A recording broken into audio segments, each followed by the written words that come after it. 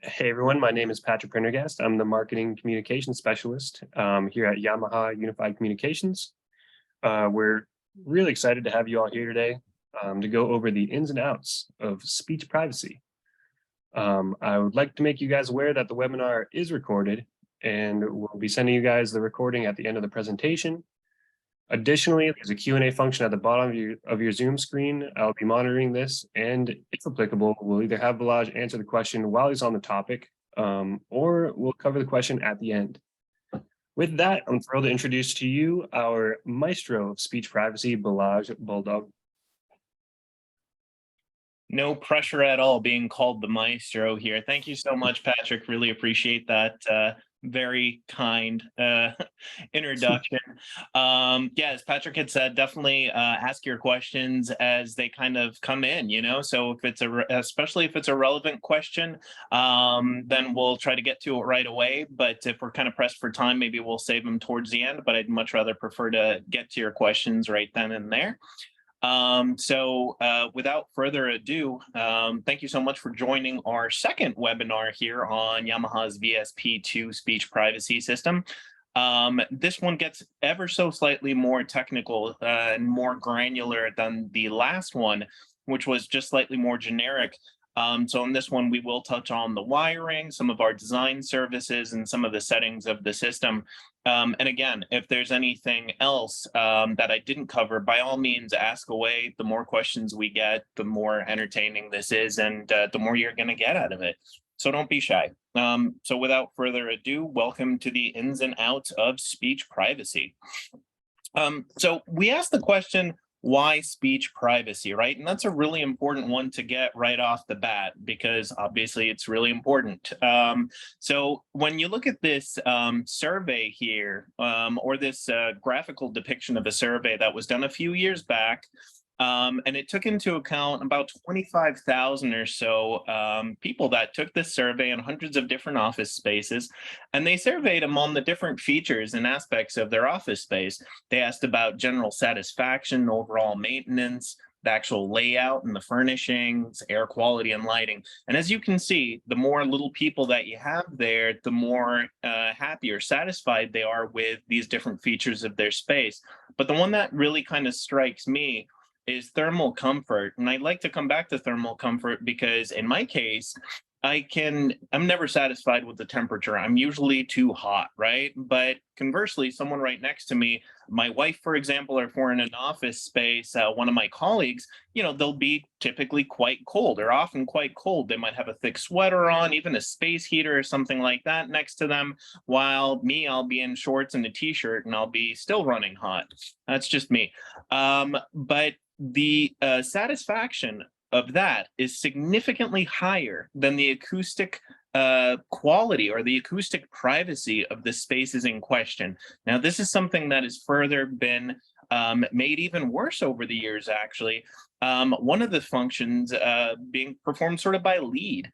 So lead really leading to many things to make the office more I guess more environmentally friendly, right? Among other things. But one of those things, or the features that they do with LEED, is daylighting, and that's a really strong aspect of LEED. So to get more natural sunlight into the space, what they'll do more often than not is really take down the height of the partitions to allow more of that light in. But that was a huge contributing factor to making some of these conversations in the office space spread even further and just to generate more noise in the space.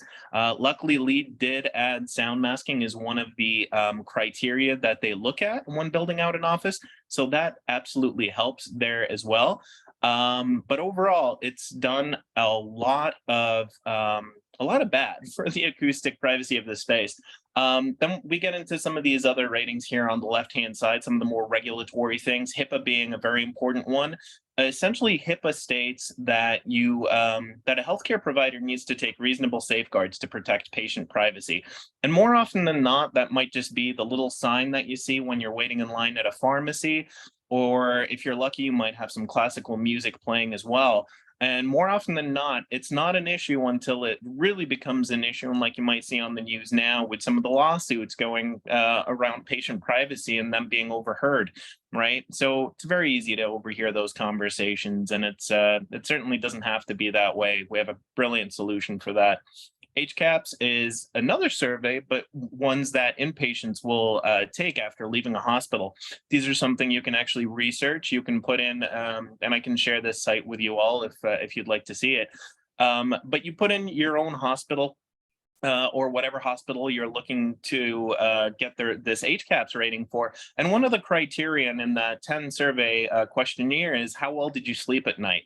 In every single case, this is at the absolute bottom 30th percentile of all of these ratings, very much like we see in this other survey here. Meaning that they're getting much less money back from the government, for one, through Medicare. The other aspect of it, equally as importantly, if not more importantly, is the patients recover quicker when they sleep better. So it's certainly something that's very important. And also, with the addition of a speech privacy system, these scores increase drastically to the 70th, 80 percentile from 30 percentile, which is drastic. And that's just with the addition of a speech privacy system. GLBA states much the same thing as HIPAA does, except it does so for financial institutions. And we touched on LEAD before. So I did also in this presentation kind of touch on what all it is that kind of makes this recipe for building a space that is acoustically private and comfortable. And we get into what's called the ABCs of acoustics. Those are the bare minimum. You can add many, many more letters of the alphabet. The next one, which is also really important, but we don't touch on this, is distance, which is the D, obviously. But so we start off with A, right? Absorption, very, very important. And one of the best things you can do to make a big difference in your own space is getting a high quality ceiling tile, an NRC rated ceiling tile. You will notice a drastic difference in the amount of sound that's transferred throughout an office space with a high quality ceiling tile or lack thereof. Often we see 0.5 rated ceiling tiles, but if you get that up closer towards that 1, then it will make a very big difference again. Another aspect to this, the other aspect I should say, is B, which is blocking. Very simple. That's anything that is blocking the path of conversation to carry. It can be walls, doors, little sweeps that would be installed under a door are also fantastic for cutting down on some of the sound. And it makes a huge difference, okay? So we'll often see conference rooms built out, beautiful conference rooms or boardrooms, sometimes millions of dollars spent on these types of spaces, and they'll have gaps in the glass, like up to a 1/4 inch, a 1/2 inch. All they have to do is seal that and make a significant difference in cutting down on the intelligibility of conversations outside of these spaces. So something easy, but more often than not is overlooked. So that's blocking. And then in coverage, you have a plethora of different things that can be covering. Air conditioning is kind of the most often thought of one, especially if you have an older style HVAC system that turns on and off. You will notice a significant difference in how well you're overhearing your colleagues when that system clicks on and off. That becomes very annoying. So speech privacy certainly helps with that, evens out that sound pressure level and makes sure that those conversations remain private. But it can be anything else. It can be the ambient sound in the space, or rather outside of the space. It could be traffic noise. It can be, it's a really windy day here in Boston, so it can be wind, absolutely. Even a lawnmower. However, what ends up happening is, because essentially any additional background sound will to some extent act as coverage, it can also become very annoying. So take the case of the lawnmower. It might be really effective. You might not hear anything else other than that lawnmower, but it's also going to be brutally distracting. Now we finally get to the good stuff. The Yamaha VSP is also in effect, actively covering the conversations that are taking place in whatever environment you might have it installed in. So some of these acoustic issues have been further, been degraded by a widespread use of reflective materials. Over just the last few years, we've seen a huge increase in the amount of open ceilings, for example, right? It wasn't quite as popular when I started in this industry, specifically in speech privacy and sound masking 12 years ago almost. You'd have ceiling tiles everywhere and it would be very rare to have open ceilings. Now that's becoming more and more of almost the norm. A lot of reflective type of materials, a lot of use of glass, demising walls, partition walls are another big selling point for furniture manufacturers. And lucky for us, they don't do a great job of really isolating that sound. There's a lot of, although the material itself in these walls and whatnot might be really good, it's the installation itself that allows that sound to kind of travel over and sometimes under the partitions or doors and render it much less effective. And then lowering and undoing of partitions, right? In many cases, so back 12 or so years ago, or even before that, when I kind of first started in sort of an office type, commercial office type of an environment, we had big cubicle walls, right? You had a bigger space. Often like an 8x8 was fairly typical, 8x10 in some cases. And those partitions were often 5 or 6 feet high, right? But because of lead and a lot of other features and overall the aesthetics as well of the space suffer when you have this cubicle farm. So they've come considerably down. In a lot of cases now, companies have gone to like benching, where you've got a large open desk and people just sit down. You might be lucky enough to have a 6-inch high glass partition, which is simply keeping your pencil from moving or pen from traversing the desk and making its way to your colleague. So with that being said, we make our way over to sound masking. And what actually is sound masking? Because there's a lot of confusion, although it's been around since, the late 1950s. Excuse me, there's still a lot of confusion around what it actually is. So it was developed by Bolt, Brennick, and Newman here in Boston, actually, and it was developed for the United Nations.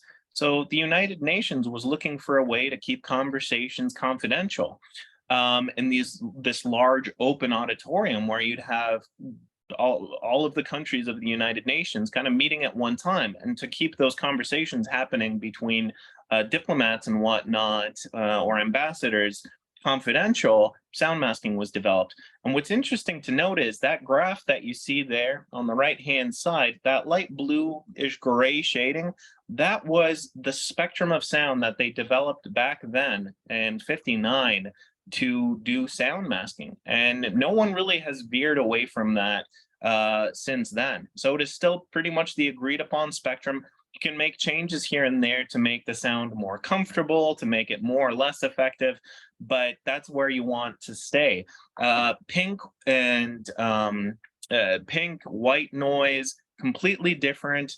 Although pink noise will sound fairly similar, it's still not hitting the right frequencies, and after a while it can become kind of obnoxious in itself. White noise, exponentially worse in that regard. So it is certainly not white noise, pink noise. It's an engineered spectrum of sound, but it is always an additional sound. It's never taking away from an existing sound pressure level of a space. It's only adding. So speech privacy, as we talked about, does so by covering, right? So you're adding this additional sound. But with that being said, it does have a lot of drawbacks.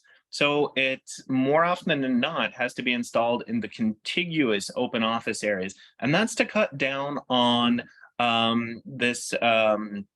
on basically making it noticeable, right? So you want it to be as unobtrusive as possible. So if you had these fluctuations in sound pressure level, if it wasn't a uniformly designed system, it would be very easy to notice and thereby making it annoying. So with that being said, you have to install quite a lot of them, of speakers to project this sound masking spectrum. It very typically only works around outside of about 12 or 15 feet of a radius. We call that a radius of distraction. So it's usually pretty safe to assume that outside of that 12 or 15 foot radius, inverse square law factors in. So you have to have, because sound masking also does not prevent face-to-face conversations, luckily. I mean, it could, but you'd have to have it be brutally loud and obnoxious, and you'd never want to do that. You'd still want to be able to have those conversations with your colleagues, but you don't want it to be overheard outside of that 12 to 15-foot range. Now, I've tuned several million square feet of sound masking for other manufacturers in the past, and I would never tune the system to less than 48 decibels in an open office area. Several reasons for that. It's really not effective below that. You know, some consultants might have you set it a little bit less at 47, even 47.5 dBA. But I found 48 is easier because it's easier to then take it down. And to, you know, if someone's complaining that it's too loud, it's always easier to turn it down than it is to turn it up. You're going to have a different expectation in a private office setting, so the sound pressure levels there change as well. There, the agreed upon levels are anywhere from 38 decibels to 42 decibels. So because you've already got the advantages of having blocking from your doors and everything else, the walls, you just don't need as much of the masking to cover up the conversations that are leaking through from probably office to office. So here's how Yamaha's VSP is completely different. So Yamaha's taken a completely different approach to doing speech privacy.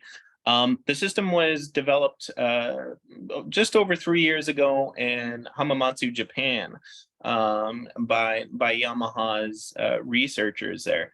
And what they managed to do was they developed a system that is actually actively sort of camouflaging the conversations or the intelligibility of these conversations. So it's using these phonemes, which are coming out, and it is adjustable, and we'll get into that in a little bit, but it sounds just like conversations, snippets of conversations that you might overhear in a coffee shop. And, you know, you're catching bits and pieces of what is being said here and there, but it's absolutely not intelligible. It doesn't make any sense. They're not full sentences, but it sounds like you've got a lot of different conversations happening around you. And that effectively covers up these conversations and provides us with a lot of different benefits. So for one, by having this and coupling this with one of 4 environmental sounds, we'll touch on that in just a little bit, we are actually able to get the system to be up to 65% more effective than a traditional sound masking system that does not use this type of camouflaging phoneme sounds as well. But equally as importantly, what we're able to do is we're able to get results at up to 8 decibels lower. Now, keep in mind, that's almost half of the perceived sound pressure level. So at half of the perceived sound pressure level that you would have a traditional sound masking system set at, we're able to get from 50 to 65% less intelligibility with this system. It's really, really quite remarkable. On top of that, you add one of 4 sound effects. I don't recommend those for spaces that are going to be utilized by someone in a typical workday. So if someone is spending 8 hours or more in the space, or even more than an hour, I would not use them. But if it's for like a reception area or something like that, it can help to sort of break up these sounds. And it also does add another layer of coverage, really. So by using these different features, the sound effects, the environmental sounds, and the speech masker, we're able to get drastically more effective results than traditional sound masking. To kind of back up what I mentioned there just before, this is basically, and just really quickly, someone has asked, could this work in an executive office? Absolutely. It's brilliant for that kind of a space. And I'll touch on like the different mounting options and things like that of how it would be installed. So more often than not, when you're in an executive type of an environment, if there's abutting offices, those are all typically going to be higher C-level employees or people where it's not as big of an issue if those conversations are overheard. What we tend to see much more of, however, is protecting the conversations happening inside of these offices or boardrooms or whatever they might be, and covering them from being overheard on the outside. So what that means is you would have the sound masking or the speech privacy system speakers installed where you have the unintended listeners. Now that is generic for all manufacturers in any type of speech privacy system, very important to know and often confused. is that you always want the speakers themselves installed where you have the unintended listener. So does it work in an executive type of an office environment? Absolutely. There is really nothing better that your client can do or yourself can do for your space to increase the acoustic comfort and privacy of the space than adding a speech privacy system. You know, you can look at additional insulation, I should say, you know, doubling up on the drywall, adding more insulation, better doors, thicker double paned glass. It's not going to be as effective as just adding a speech privacy system, which is going to come at a much, much lower cost than that additional construction. Good question. So anyways, jumping back here, and for any of you out there in virtual land, please ask your questions to keep this as interactive as possible. So ask away. So in this graph here, though, it's basically just kind of the proof in the pudding of to what I was saying before and the effectiveness of this system. What you see, that curve on the right-hand side in the orange, that is a traditional sound masking system. The purple curve on the left is Yamaha's curve. And basically what you are seeing is the lower sound pressure levels that we're able to utilize to achieve a certain amount of reduction in intelligibility of these conversations. And I didn't really touch on intelligibility, but I probably should. The whole idea with intelligibility and how it relates to speech privacy is a very important one. So if you leave with nothing else, just leave with the term intelligibility. If you're able to overhear your colleagues talking and you're just picking out words or a few things here and there, it's not a big deal. The issue comes into play when you begin to understand these conversations, consciously or subconsciously. That's when you start to become distracted by what is being said, and it takes a long time to recover from that. So, for example, in my case, if I hear my name or a conversation that I'm interested in, and I understand my name, regardless if I want to be listening in or not, I'm going to be listening in subconsciously, right? It's just the way our minds work. There's a lot of psychoacoustic aspects to all this fun stuff as well. But so anyways, here on this graph, you're seeing how much more effective this system is at 8 decibels lower. It's really quite remarkable. So the system comes in really just one flavor. That's the control unit on the left-hand side, obviously. Excuse me, and it does currently come in white or black, okay? But it comes with a plethora of mounting options. And I don't have a slide on that, so I think I might as well just jump into that right now. What it ships with is, let me see what I did with this thing. So one of my favorites is actually this mount right here. So what this does, this is our tile bridge mount. All right, and sorry if you can't see that too well. I will be adding a slide with some nice pictures here in the near future. But what this one does is it clips right onto the tile brace, right? So there's no need to cut into the acoustical tile. There's no need to install anything above the plenum, anything like that. It simply mounts right on to the tile bridge itself, and you're locking it in with this screw to hold it nice and securely in place. The other flavor for the mount is the surface mount. This is also really quite neat. It clips right in, and that's all it is essentially. So that is the surface mount for it. You mount that on the wall where you want it in your space. It pops right back in and clips in. And then you can aim the speaker as well. So it does rotate about 35, almost 40 degrees or so. They all have that function right there. So you can really steer the sound and have it exactly where you need it.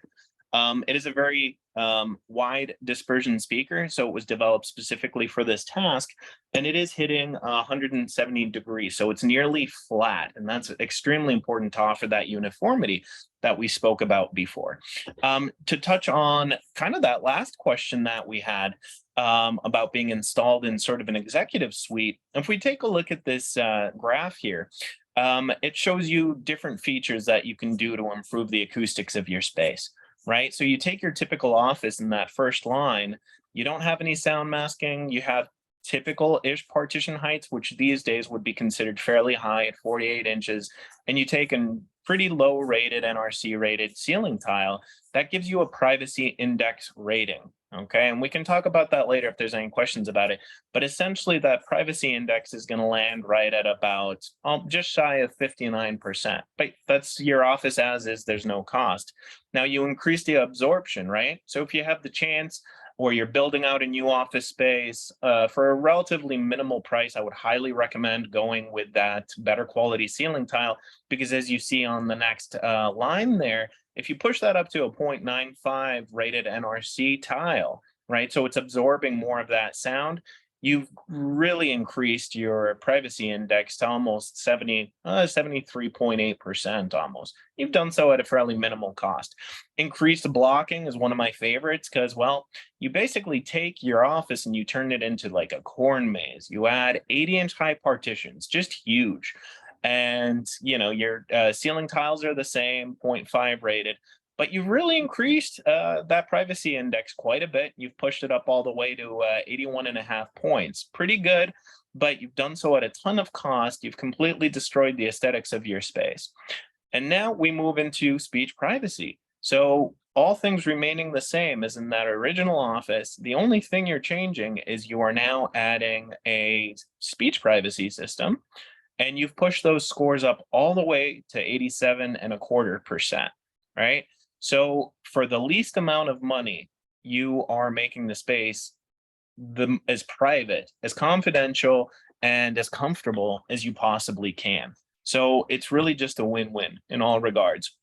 My apologies about this. It could be a little bit tough to see this one. So, when we started out with the VSP here stateside, the idea really was that it's smaller, right? So maybe at tops, you'll have 4 or 5 control modules. Each one of these units, these controllers, will do 2, 4, or 8 speakers, right? So the same one will do 2, 4, and 8. There's no separate models for ones that do just 2, 4, or 8. They all do up to 8 speakers. If you need more speakers than that, you are adding another control unit to it. But what you can see or not see here, and again, my apologies, I should have probably zoomed in a little bit more on this one, but what you're seeing here is a fairly typical layout, a smaller implementation. We've got, this place has a beautiful reception area on the bottom right-hand side. They've got a live wall there. And they have light rails. I didn't even mention, we actually do have, I can't believe I missed that. I've been thinking about these quite a bit. So this is a light rail mount. It's currently only available for the Japanese market, but perhaps if demand increases and you have an implementation where you've got light rails, we should be able to get them for you, so it shouldn't be an issue. And it's interesting too, because light rails were not really a big thing in most offices that I've seen. But again, those are starting to become more popular, especially in the case where you have it sort of deployed like they do here. So when you kind of look at the bottom of this floor plan, or actually it's an electrical plan, but those are light rails, those black lines, and you see the purple ellipses on there. The purple ellipses are our speakers. They have 2 channels, right? And you certainly want to adhere to those guidelines. But the nice thing is we have a design service now, so we're doing these for free. And that started when, the idea came up. We had a really large project on the West Coast for 39 controllers. And so obviously they wanted some help in designing this. And then, well, we figured we should probably start doing design services because we have been seeing a decent sized trickle of significantly larger projects than I think was originally anticipated. So that's all great. It's a free service. I'll send out a link after the webinar so you all have access to it. But so anyways, it's basically depicting the speakers installed kind of there on that light rail. I've got 8 of those speakers on that light rail, and they have the 4 private offices just above that or north of that. Each one of those spaces, because it is essentially the way that the sound acts, we always want to in a private office. If it's going to be like a phone booth or a space like that, that's going to be occupied for a much shorter length of time, it's okay to have 1 speaker. But if it's a space where you're going to have employees in for 8 or more hours a day, you absolutely want to have the 2. And the reason for that is localization. If you have a single speaker, you can go into that space blindfolded. but you'll be able to tell exactly where that sound is coming from. So you don't want that. You want it to be uniform, and you want it to really blend in with the space. And that's why when you have two, and essentially making it stereo, you can no longer localize on where that sound is coming from. But so this design, it shows you how the controllers are mounted, where they're going to live, and where you're going to have each speaker. On top of this, we can also add in a wiring diagram, which is going to show you exactly how everything should be wired. And right to that point, we have our speaker wiring for a 2 and 4 speaker scenario. On the left-hand side, obviously, you've got your 2 speakers. Very simple. And again, since you've got 2 channels, A and B channels, you want to use both of those. Especially if you're in a private office area or something like that, you would not want to have 2 of those B channels be in the same space. You'd want to have an A and a B to cut down on phasing, which is not something we're going to touch on in this webinar. More to come on that. So very simple wiring for the 2 speaker.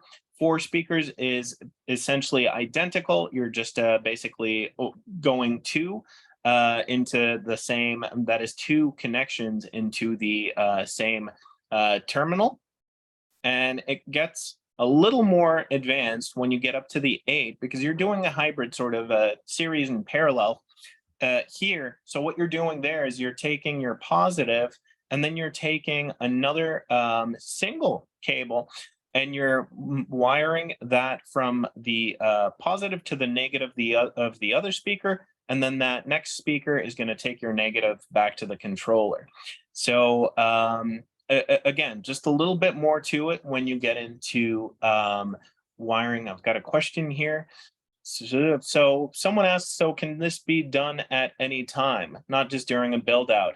Wonderful, wonderful question. Thank you so much for asking that. And yes, absolutely. That's, more often than not, speech privacy becomes an afterthought. When they moved into the space, you might have those conversations initially with your client, or you might be exploring it when you're building out a new space, but you figure, we don't really have the budget for this, despite the very, very relatively low cost for these systems. And then you move into the space and you realize, geez, well, I can overhear all of these conversations from the boardroom, the private offices, and that becomes quite a bit of a nuisance, right? So more often than not, it is an afterthought. And luckily, with the way that this system is implemented, I'm actually making my way in today to help with an installation, and it is a fully occupied space. It was actually that space I showed you there just before. Because of these tile mounts, and because of this wonderful light rail mount, it's going to make my job very, very simplistic. I'm going to go in this evening while they're still doing meetings and things like that, and I hope to be in and out of the space in hopefully just a few hours. Again, these are going to pop right onto the light rail. And the private offices, they do have acoustical ceiling tile, and I'm going to attach these right to the grid without having to drill anything or get into any of that. So it should be easy peasy. So absolutely, they can be installed, retrofitted. We see a lot of that, and the system is absolutely brilliant for that kind of an application. Great question. So in terms of suggested settings, I did want to add a slide on this, because after tuning tons and tons of sound masking systems, you're going in with a spectrum analyzer, your laptop, you're looking at the spectrum, you're making adjustments, you're trying to change individual speakers due to obstruction in the ceiling. If you've got a plenum system, it becomes a whole nother fun fact of trying to make the system as uniform as possible. You don't have to do that here. Yamaha's taken a completely different approach. The industry's been moving to, okay, more features. We need to be able to do this, this, and that, all the while losing sight of the big picture, that is that usually it's installed by an integrator, sometimes an electrical contractor even. We've been seeing a lot of that as well. But they don't necessarily have this arsenal of acoustics or of this knowledge of how to properly tune these systems. So what ends up happening is, the system goes in, it's installed beautifully, but the end result suffers drastically because of the lack of tuning or the lack of effort that went into tuning these systems. And they are quite a bit, they're very involved to tune. Not so with this. So Yamaha's really looked at what they were doing on the residential side. And, now you'll see the Yamaha systems, and this rings true too with the Decia, as far as having a lot of features there, but making it very, very easy to manage to the point where it almost sets up itself. This is kind of similar in that standpoint because essentially you want to use your ears. Okay, that is the most important thing. So even when you've got all of this equipment, there's nothing better than your ears because you, in being in that space, living in that space, if this is for yourselves, or the person installing, the integrator installing the system only has to use their ears, right? Can you overhear those conversations? So if you're in a private office setting, is what is that sound level to where it's comfortable? So you're taking your volume, you're setting that to say start off at a sound pressure level of 6, or it's not 6, it would be 8 in this case. So basically right down the halfway mark.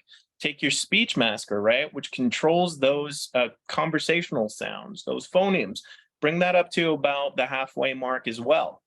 In any type of space that's going to be occupied for longer periods of time, unless you're maybe doing a reception area, I would keep the sound effects off and set your environment to one of those 4 sounds. Those 4 sounds, you've got a forest, you've got a babbling brook, you've got a cityscape, and you've got an HVAC system, which I think we should have called like airflow or ocean, because that's what it sounds like.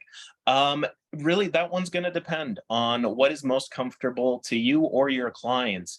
It's funny because having been exposed to sound masking for, over the last decade or so, at first I gravitated to that setting number 4, which is the HVAC sound, or the fan. And it's probably because that's the sound I was used to overhearing for so long. So I found the environmental or the soundscaping sounds to be a little bit, I guess, uncommon or a little more intrusive to me. And as I kind of progressed with my experience with the VSP, I came to really like setting 3, which is the busy cityscape. It sounds just like with the speech masker up halfway and that environmental sound of 3 at the cityscape, it sounds just like you're in a convention center.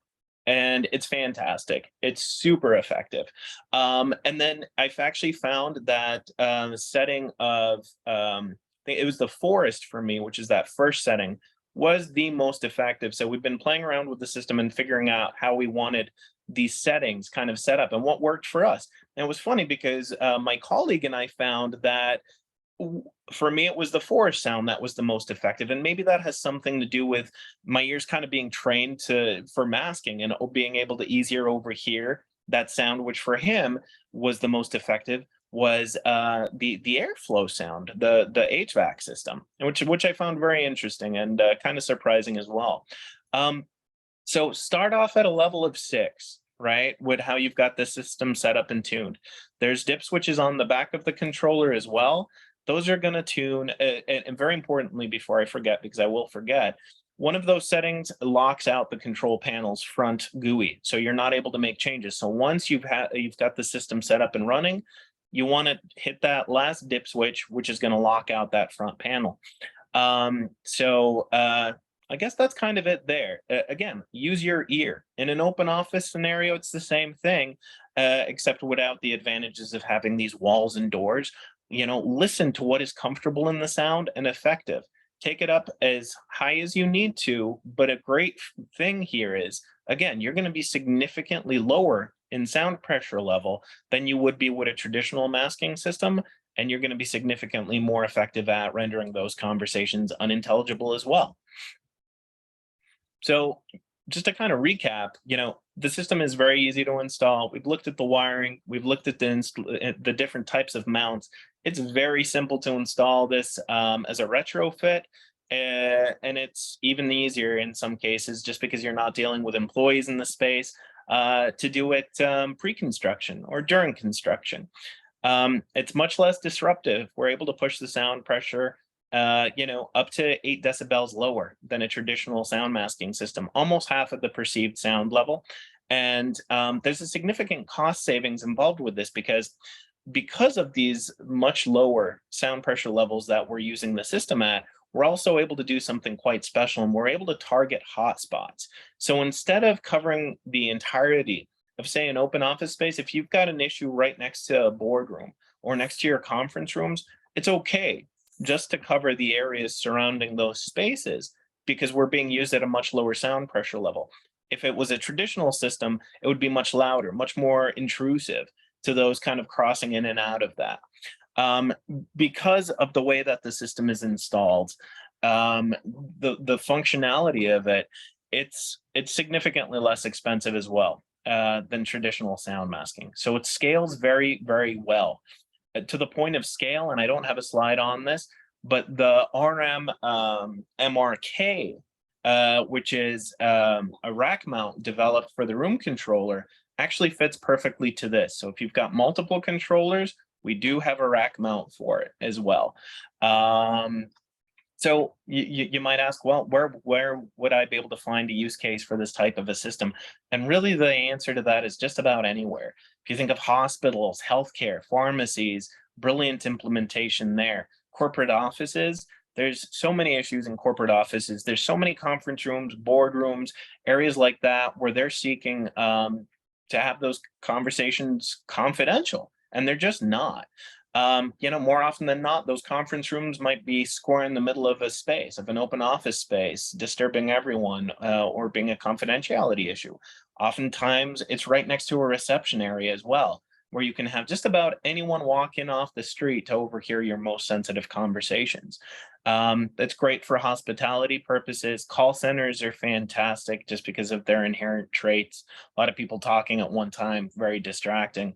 Co-working spaces are great too. Education, think libraries, outside of a guidance counselor or principal's offices, legal environments, houses of worship, dealerships are another fantastic type of vertical where other traditional sound masking just hasn't gotten much traction because of the way it's deployed, because of needing that full uniformity, and overall the lack of effectiveness in the spectrum of sound. We counter that completely. So this is perfect for that type of an application because of the overall effectiveness of it and the ability of this to be pushed at up to 8 decibels less. So if you're thinking, again, okay, where would I put this system? Ask your client or ask yourself and your colleagues in the office, are you overhearing any conversations? Is it safe to assume that those same people are overhearing your conversations? And is it distracting? Is it ever distracting overhearing these conversations? And very importantly, also ask, are any of these conversations confidential in nature? If you got a yes to any of those, and you most likely will, there's a huge benefit to installing one of these systems. But keep it simple. It really doesn't have to be overcomplicated like every other system over the last several decades has been going. There's just no need for that. This is much simpler, much more effective. Keep it simple. Would you like fries with that? Should be the same as would you like privacy with that? So with that being said, we haven't had any new questions for a little while. Do we have any questions out there? Yeah, awesome. Thank you so much, Balazs. In that, honestly, we'll open it up for a little bit. I know we're pretty far over our expected time here, so we'll keep this question segment a little bit shorter. And I could honestly kick things off because, and you kind of touched on it right at the end, but my preliminary question is pretty simple too. But it was just what would people what would they be hearing in their settings to make them think about wanting to get speech privacy? What sort of examples, would have them be hearing to be this could be for me? Simple. If you're not hearing, but if those conversations are intelligible. So if you're understanding what is being said in these conversations, then naturally you're going to be distracted by it. I think certain people might be better at tuning out those conversations. I know I'm not. As soon as I hear something that's of interest to me, then subconsciously even, I might really be trying to get something done, but subconsciously half of my mind is going to be tuned to that conversation. And I think most people are like that as well. You've got a couple of colleagues and they're talking about what they did over the weekend or a game or anything like that. You're naturally going to want to understand what's going on. And as soon as you do, there goes your concentration, there goes your productivity and everything else. The same can be said for a conversation that shouldn't be overheard, except in that case, you've got all sorts of other implications at play. Yeah, for sure. It doesn't look like we have anything else coming in, so maybe I'll just wrap it up here. Now that we're, I think we're 15 minutes over or something like that. But yeah, sorry about that. Oh, no, don't worry about it. It's all really useful information. That's why I didn't say anything. So yeah, anyways, thank you, Balazs, and thank you all so much for joining us today. You'll hear from us in a follow-up with the recording, so please let us know if you have any more questions. In addition to that, I'd like to let you all know our field systems engineer, Tim Mackey, will actually be participating in a panel webinar hosted by AV Tech on December 7th at 2 p.m. Eastern called 2023 and Beyond, Defining the Higher Ed Classroom Environment. You can find more information about these webinars and all of our products on our social pages and our website, uc.yamaha.com. So thank you so much again, Balazs, an amazing webinar as always. And I really, really appreciate all the time. Thanks, everyone. Have a great day. Thank you, Yeah, Pat. have a good day, everybody. Bye.